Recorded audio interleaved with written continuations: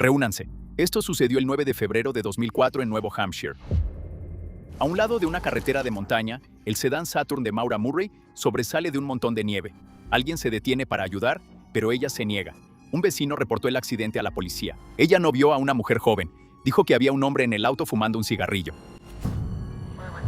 Cuando llega la policía, el auto está ahí, pero la mochila, el teléfono, las llaves y las tarjetas bancarias de Maura ya no están.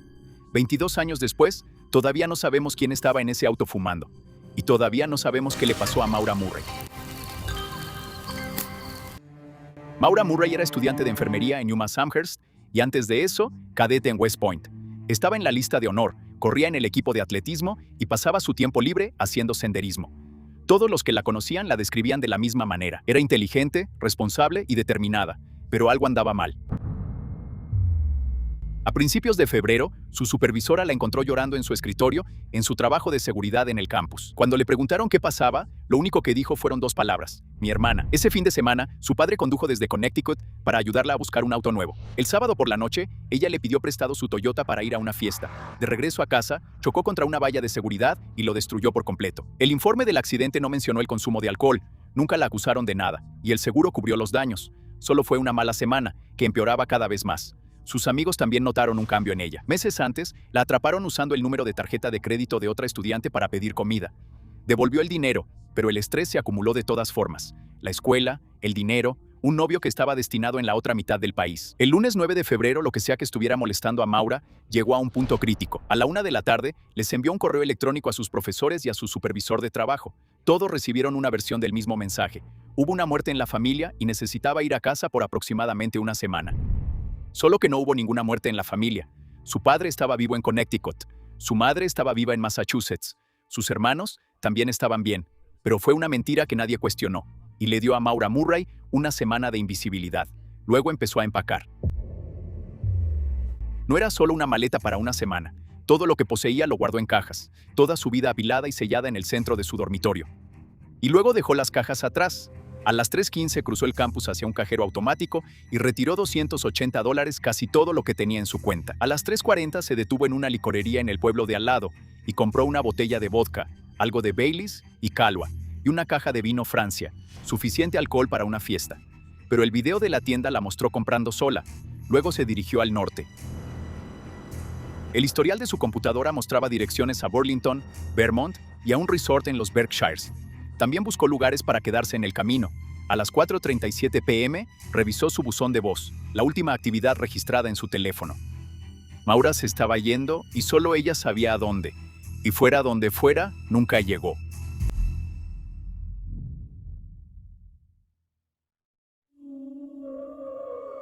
La Ruta 112 en las Montañas Blancas de New Hampshire no es el tipo de lugar donde quieres quedarte varado, especialmente en pleno invierno de Nueva Inglaterra. Todo lo que hay por ahí son casas de campo, y están a kilómetros de distancia unas de otras. Y está oscuro, no hay luces en las calles, tus faros son la única luz. Justo antes de las 7:30 p.m., el Saturn de Maura tomó una curva cerrada, giró fuera de control y se estrelló contra un banco de nieve, quedando en sentido contrario.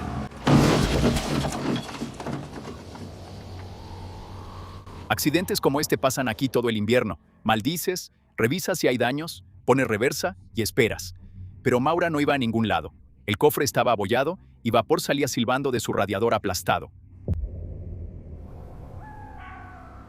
Una mujer en la granja más cercana escuchó el choque y vio un auto estacionado torcido en la nieve. A las 7:27 llamó al 911. Le dijo al operador que podía ver a alguien dentro del auto, un hombre fumando un cigarro.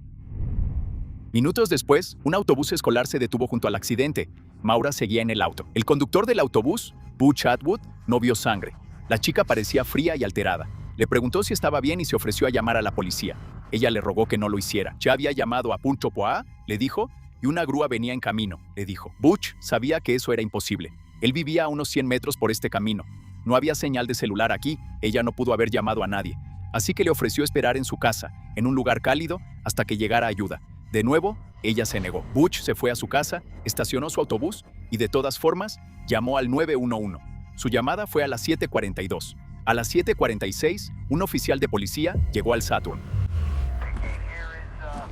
Las puertas estaban cerradas y manchas rojas cubrían el interior del auto.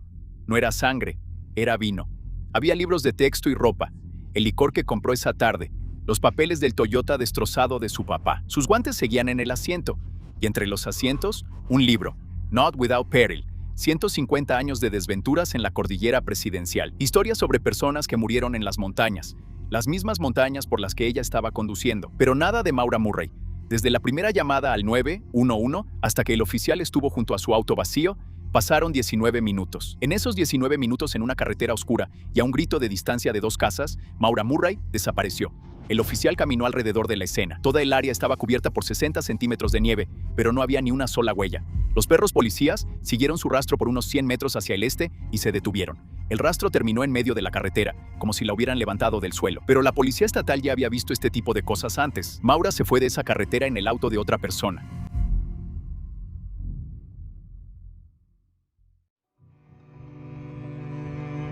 Esa primera noche la policía lo trató como un vehículo abandonado.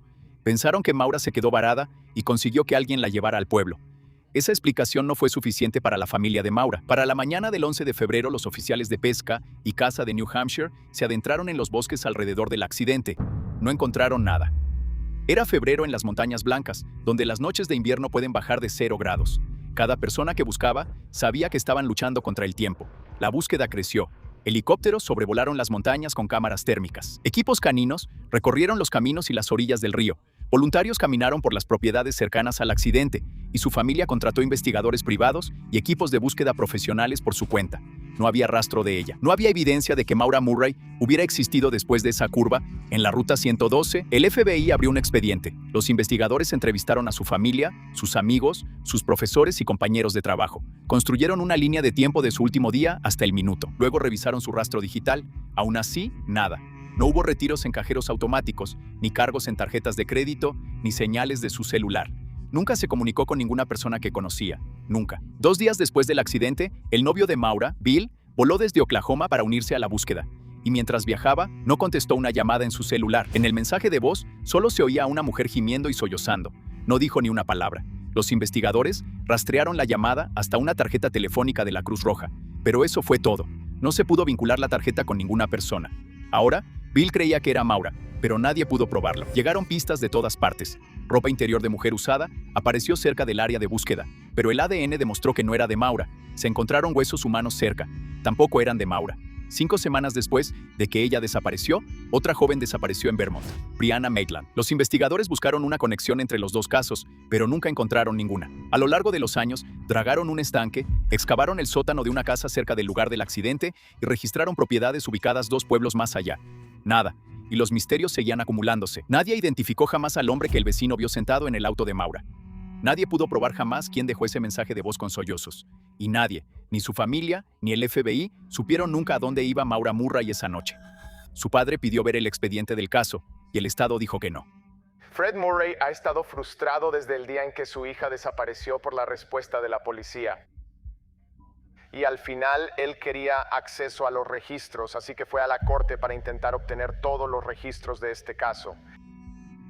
Y esta es una batalla que llegó hasta la corte más alta del estado, en Nuevo Hampshire. Él demandó por eso y perdió. Han pasado 22 años y la familia nunca ha visto el expediente completo.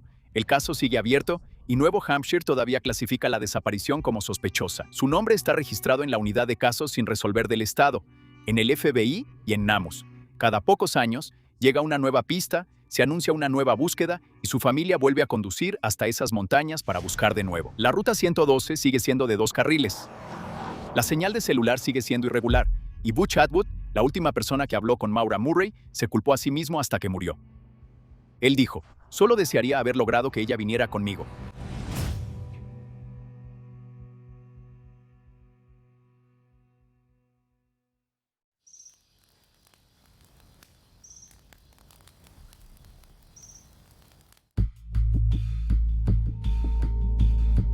Reúnanse. Esto sucedió. Hay un video que se ha vuelto a publicar en internet durante los últimos 12 años, tiene millones de vistas, y el misterio sigue sin resolverse. Es una grabación de seguridad de un hombre en el aeropuerto de Varna, en Bulgaria. Lleva una camisa amarilla y carga una mochila y una bolsa de viaje. Parece cualquier otro turista caminando por la terminal. Luego empieza a correr. Corre a toda velocidad por la terminal. Sale corriendo por las puertas y sigue corriendo hasta que las cámaras lo pierden de vista. Trepa una cerca, cae en un campo de girasoles y desaparece. Deja todo atrás, su cartera, su teléfono, su pasaporte. Lars Mittank emprendió la huida el 8 de julio de 2014 y nadie lo ha visto desde entonces.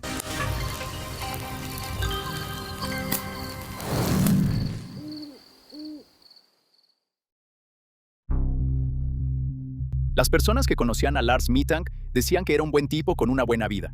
Creció en el norte de Alemania y trabajaba en una planta de energía. Tenía amigos, familia, una novia, personas cercanas a él. Después de que su padre sufriera un derrame cerebral, Lars iba a la casa de sus padres casi todos los días después del trabajo para ayudar. En 2014, tenía 28 años y nunca había salido de Alemania. Ese verano, él y 5 amigos volaron a Bulgaria para su primer viaje al extranjero. Se hospedaron en un resort de playa en Golden Sands, justo en el Mar Negro, el tipo de lugar donde los bares permanecen abiertos hasta que sale el sol. Pasaron una semana pasando el rato en la playa durante el día y yendo a los clubes por la noche. Sus amigos dijeron que Lars estaba relajado y se estaba divirtiendo. Todos lo estaban. Un amigo sí notó que Lars no estaba comiendo mucho, solo comidas ligeras aquí y allá. Pero hacía calor y estaban de fiesta y no parecía lo suficientemente extraño como para cambiar algún plan. En una de sus últimas noches en Golden Sands, el grupo fue a un bar para ver un partido de la Copa del Mundo, Costa Rica contra los Países Bajos. Lars llevaba puesta su camiseta del Werder Bremen y había aficionados del Bayern Múnich entre la multitud. Durante el partido, Lars y los otros alemanes se metieron en una discusión. La gente estaba bebiendo, las tensiones eran altas y Lars y sus amigos se fueron antes de que pudiera empeorar. De regreso al hotel, sus amigos se detuvieron a comprar comida. A Lars no le interesaba. Les dijo que los vería en el hotel y se fue solo. No lo volvieron a ver hasta la mañana siguiente. Cuando Lars finalmente apareció, tenía el tímpano roto. Dijo que 4 hombres lo atacaron mientras caminaba solo y pensó que los aficionados del Bayern Múnich que estaban en el bar los habían contratado para hacerlo. Sus amigos le dijeron que fuera al médico. El médico revisó su oído y no le gustó lo que vio. El cambio de presión en un vuelo podría empeorar el daño, así que Lars no podía volar a casa todavía. Le dieron una receta para un antibiótico, Cefprozil, y se fue. Sus amigos se ofrecieron a quedarse con él. Lars dijo que estaba bien. Era solo una noche extra y todos ya tenían sus vuelos reservados. A la mañana siguiente, sus amigos se fueron a casa y dejaron a Lars solo en Bulgaria. Se registró en un hotel barato cerca del aeropuerto. No era la mejor zona de Varna, pero solo era una noche. Más tarde esa noche llamó a su madre, Sandra. Estaba susurrando. Le dijo que el hotel era extraño y que no se sentía seguro, y que la recepción tenía la información de su tarjeta de crédito. Necesitaba que ella cancelara su tarjeta. Luego le dijo que unos hombres lo estaban siguiendo, 4 de ellos. Dijo que estaban tratando de robarlo, tal vez matarlo. Sandra dijo que podía escuchar el corazón de su hijo latiendo a través del teléfono. Hablaron una y otra vez esa noche, y en una llamada, él le dijo que se estaba escondiendo. Después de la última llamada, le envió un mensaje de texto a su madre con una pregunta más. ¿Quería saber qué era el Cefprozil? De regreso en Alemania, Sandra tenía miedo de volver a llamar. Si Lars se estaba escondiendo, no quería que su teléfono sonara y lo delatara. Le reservó un vuelo de regreso a casa para el día siguiente. Por la mañana, Lars llamó una vez más para decirle que los hombres se estaban acercando. Luego le envió un mensaje de texto diciéndole que había llegado al aeropuerto. Sandra le compró un boleto de autobús por si aún no podía volar y le transfirió 500 euros para cubrir lo que necesitara. Él nunca recogería ese dinero, nunca se subiría a ese autobús y nunca tomaría ese vuelo.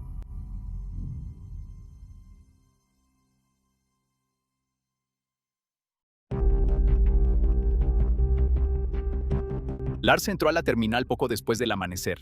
Llevaba su mochila y su bolsa de lona. Su madre le dio un solo consejo: ver al médico del aeropuerto antes del vuelo para asegurarse de que era seguro volar. Así que Lars encontró la oficina médica del aeropuerto. El médico de guardia examinó su oído y le dijo a Lars que no era grave y le autorizó a volar. Pero Lars no quería salir del consultorio del médico. El doctor dijo que Lars estaba nervioso, errático. Seguía preguntando por su medicamento, el Cefprozil. Dijo que no confiaba en él. El doctor le dijo que solo era un antibiótico, que no había nada de qué preocuparse. Lars estaba a solo unas horas de casa. Todo lo que tenía que hacer era caminar hasta su puerta de embarque y subir al avión. Entonces, un obrero entró en el consultorio del doctor. El aeropuerto estaba en remodelación, así que los trabajadores iban y venían todo el tiempo. Nadie reaccionó excepto Lars. Empezó a temblar. Luego le dijo al doctor: no quiero morir aquí, tengo que salir de aquí. Y saltó y corrió. Las cámaras captaron todo. Lars atravesó la terminal, pasó los mostradores de registro, pasó junto a los viajeros que llevaban su equipaje hacia las puertas de embarque y salió directamente por las puertas principales. Afuera, bajó el ritmo a un trote, pero no se detuvo. Siguió avanzando, poniendo distancia entre él y aquello de lo que estaba huyendo. Desde la caminata tranquila al entrar a la terminal hasta la carrera a toda velocidad al salir de ella, pasó aproximadamente media hora. Las imágenes se vuelven más borrosas mientras más lejos va, hasta que Lars es solo una pequeña figura con una camisa amarilla corriendo lejos de la terminal. Al final de la propiedad del aeropuerto había una cerca de más de 1,80 m de alto con alambre de púas. Las cámaras nunca lo vieron treparla, pero 2 testigos sí. Lars la subió y la cruzó. Su pasaporte, su teléfono y su cartera seguían en el consultorio del doctor. Al otro lado de la cerca había un campo de girasoles, y en julio son más altos que un hombre. Más allá del campo hay una carretera, y después de eso, un bosque espeso donde ninguna cámara volvió a captarlo. Lars entró en ese campo vacío y nada fue lo que encontraron los buscadores.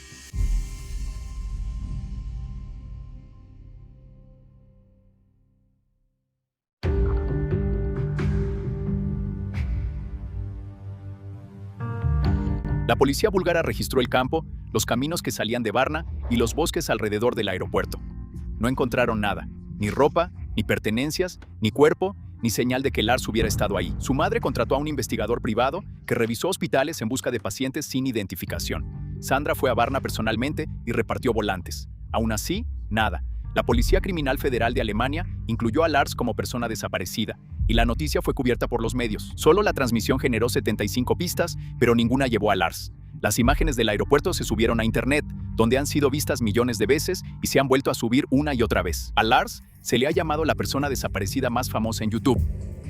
Lars nunca surtió esa receta, nunca tomó una pastilla. Eso lo dice el doctor del aeropuerto, la última persona que habló con él.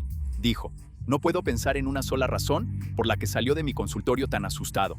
Dijo que todavía está confundido. Lars no tenía antecedentes de enfermedades mentales. No hubo señales de advertencia, ni para su familia, ni para sus 5 amigos que acababan de pasar una semana con él. Y no era un hombre que huyera de su vida. Era el hijo que pasaba después del trabajo porque su padre había tenido un derrame cerebral. Tenía una novia, un trabajo estable, gente que contaba con él en casa. Lars sabía cazar y pescar, pero huyó sin comida, sin agua, sin provisiones, ni siquiera una camiseta extra. Entonces empezaron los avistamientos. Un año después, un conductor de camión creyó ver a Lars haciendo autostop en una carretera fuera de Varna. A finales de 2016, la policía en Brasil encontró a un hombre caminando por una autopista sin identificación, tan confundido que no podía decir quién era. Su foto se difundió en redes sociales y miles de personas vieron a Lars Mittank en su rostro. Resultó ser un hombre canadiense que había estado desaparecido durante 5 años. En 2019, un camionero alemán le dio un aventón a un autoestopista de cabello largo y barba, y después se dio cuenta de que el hombre se parecía a un Lars mayor, pero ninguno de los avistamientos fue confirmado. Sandra dirige un sitio web llamado Find Lars Mittank. Ella cree que su hijo está vivo, que perdió la memoria y que tal vez todavía está allá afuera en algún lugar, demasiado asustado para pedirle ayuda a alguien. Sandra también ha visto el video. Ella dice: "Cada vez que lo veo, siento que quiero protegerlo, quiero rescatarlo". Las cámaras lo perdieron al borde de un campo de girasoles. Cada julio, las flores crecen lo suficientemente altas como para ocultar a un hombre. Eso fue hace 12 años, y Lars Mittank nunca salió.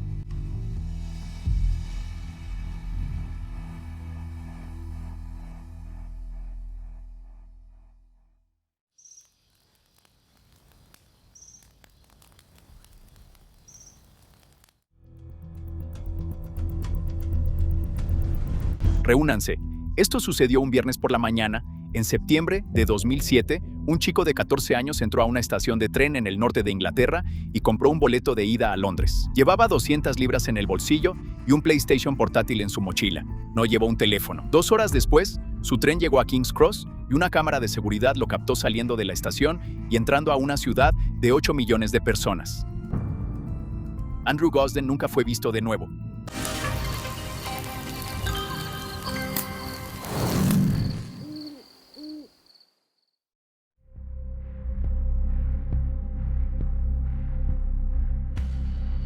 Andrew Gosden vivía en Doncaster con sus padres y su hermana mayor, Charlotte. Usaba lentes graduados gruesos y parecía más joven que 14 años. Su familia le decía Roo porque, como decía su papá, era pequeño y brincador de niño. Le encantaba el heavy metal, Slipknot, Muse, Marilyn Manson. Después de la escuela, se iba al sótano a jugar videojuegos, y era brillante. Estaba entre el 5% de los mejores estudiantes de todo el país. Sus maestros pensaban que iba a ir a Cambridge. La noche antes de que desapareciera, la familia puso un rompecabezas en el piso de la sala y vieron la televisión. Fue una noche común en todos los sentidos posibles. A la mañana siguiente, su papá tuvo problemas para despertarlo, lo cual nunca había pasado antes. Andrew parecía irritable, y eso tampoco era propio de él. Pero unos minutos después de las 8, salió por la puerta principal con su uniforme escolar y se dirigió a la parada del autobús, el mismo autobús que tomaba todas las mañanas. Andrew nunca faltó a la escuela. ni una sola vez en su vida. Pero ese día no se subió al autobús. Un amigo de la familia lo vio a las 8:20, sentado solo en una banca en un parque cercano. Estaba esperando a que el resto de su familia saliera de la casa. Una vez que lo hicieron, regresó a casa y entró. Se quitó el uniforme escolar y lo puso en la lavadora.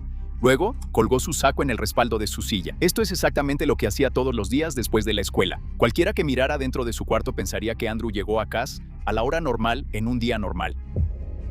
Luego se cambió a una camiseta negra de Slipknot y unos jeans negros.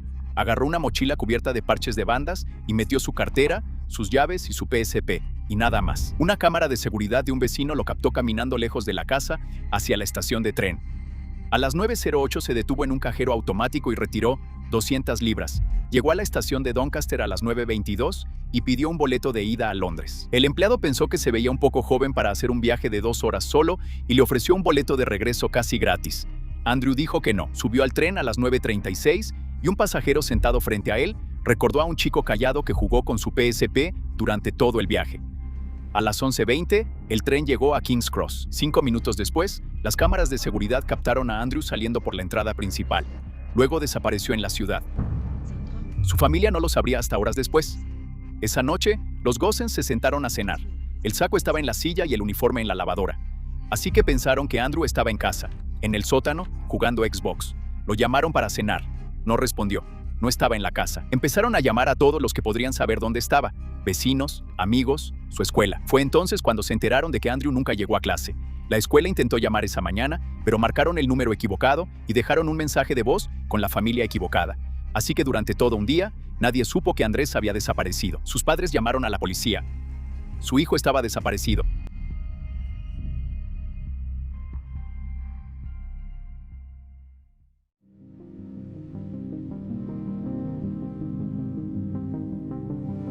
Incluso en 2007 Londres estaba lleno de cámaras. Más de una debió haber captado a Andrew saliendo de King's Cross y entrando a la ciudad. Pero cuando la policía de transporte revisó por primera vez las grabaciones de la estación, no lo reconocieron. Andrew medía 1,60 m y era delgado, solo otro niño flaco entre una multitud de miles.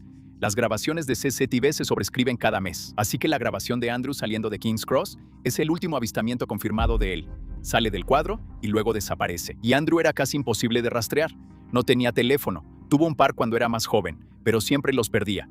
Cuando sus padres le ofrecieron reemplazar su último teléfono, pidió un Xbox en su lugar. No tenía dirección de correo electrónico ni redes sociales. Jugaba videojuegos, pero nunca en línea. Pagaba todo en efectivo y nunca usaba su tarjeta bancaria. La única computadora en la casa pertenecía a su hermana. Revisaron esa, junto con las computadoras de su escuela, y no encontraron nada. No había correos secretos, ni búsquedas, ni planes. Nada. Un chico de 14 años sin rastro digital entró a la ciudad más grande de Gran Bretaña llevando efectivo y desapareció. Y todo lo que Andrew hizo esa mañana está documentado al minuto. El cajero automático a las 9:08, la ventanilla de boletos a las 9:22, el tren a las 9:36, la salida de la estación a las 11:25. Después de las 11:25 no hay nada en absoluto. Ni una cámara, ni un testigo, ni un solo rastro de él que se haya confirmado. Una vez que la historia salió en las noticias, llegaron avistamientos de todo el Reino Unido, y uno de ellos parecía real. Alguien en un Pizza Hut en Oxford Street estaba seguro de haber visto a Andrew ahí esa misma tarde, y sus padres lo creyeron. Pero nunca se pudo comprobar, y tampoco ninguno de los otros avistamientos. Solo era un callejón sin salida tras otro. Así que la familia hizo su propia investigación. Sus padres localizaron al empleado que le vendió el boleto a Andrew y encontraron al pasajero que se sentó frente a él en el tren. Viajaron a Londres, compraron revistas de eventos y marcaron todos los eventos a los que un chico como Andrew podría haber ido, y había mucho. La noche en que desapareció, 30 Seconds to Mars tocó en Londres. Varias bandas estaban en la ciudad esa misma semana. Para un chico metalero con 200 libras en el bolsillo, la ciudad estaba llena de oportunidades. Sus padres repartieron volantes en todos los lugares a los que un chico como Andrés podría ir. El rey Tutankamón estaba en el Museo Británico. Fueron ahí.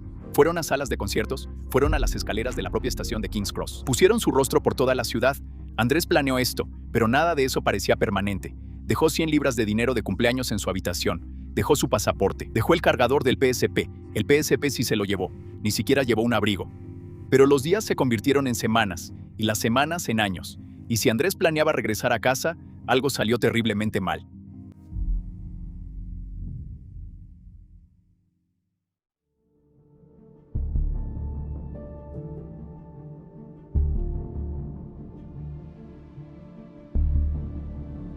Sin nada nuevo en qué basarse, las mismas teorías han circulado durante años. Tal vez Andrés fue a Londres para un concierto y en algún lugar de esa multitud algo le pasó. Tal vez alguien lo estaba esperando al llegar, alguien de quien él ya sabía. Tal vez quería empezar de nuevo como otra persona y realmente lo logró. No hubo señales de advertencia, nada que explique nada de esto. Su padre dijo que incluso si Andrés le estaba ocultando algo a sus padres, se lo habría contado a su hermana.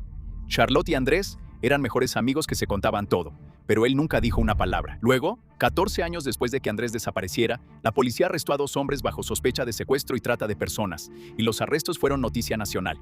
La policía confiscó sus computadoras y teléfonos y la familia esperó una respuesta, y esperaron durante meses y luego un año. Luego, en septiembre de 2023, la policía dejó en libertad a ambos hombres. No tenían nada que ver con eso, y los Gosden les pidieron disculpas públicamente. El caso sigue abierto y la policía dice que sigue todas las pistas. La familia todavía administra un sitio web y reparten volantes que muestran una imagen generada por computadora de cómo podría verse Andrés ahora, un hombre adulto de 33 años, pero hay un detalle sobre Andrés que no es una suposición. Tiene una doble cresta en el cartílago de su oreja derecha. Es el tipo de cosa que nadie nota a menos que la esté buscando. Sus padres todavía depositan dinero en su cuenta bancaria. Nadie la ha tocado desde la mañana en que él la vació. Pero siguen depositando dinero por si acaso. Y luego está esto. 11 años después de que Andrew desapareciera y 3 años antes de esos arrestos, un hombre apareció en una sala de chat en línea pidiendo ayuda a un desconocido. Dijo que su pareja acababa de irse y necesitaba dinero para la renta. Se hacía llamar Andy Rue. El desconocido le preguntó cuánto necesitaba. Andy dijo 200 libras. Luego cerró sesión y nunca volvió.